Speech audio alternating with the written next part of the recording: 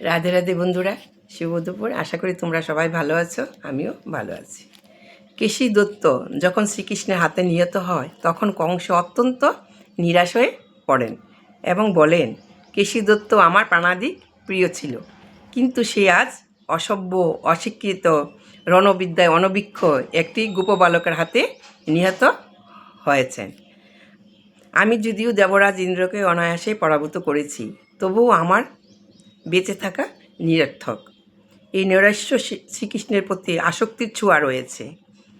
এক সময়ে কংস অঙ্কুরকে তিরস্কার করে বলেন, তুমি এতই মূর্খ যে তুমি একটি সাধারণ গোপবালককে পরমেশ্বর ভগবান বলে মনে করছো। হরে কৃষ্ণ, হরে কৃষ্ণ। কেননা সে কোনো একটি বিষীণ জলে সাপকে পরাভূত করেছে। সে গোবর্ধন নামক একটি পাথরের ডেলা তুলেছে, আর তুমি সেই বালকটিকে পরমেশ্বর বলে মনে করো।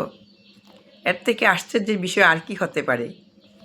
কদম্ব বৃক্ষ যখন বিলাপ করছিল শ্রীকৃষ্ণ তার ছায়াকে কোনোদিন স্পর্শ করেনি বলে, তখন এক ভক্ত তাকে সান্ত্বনা দিয়ে বলেন, হে কদম্ব তরু, তুমি বিচলিত হইও না।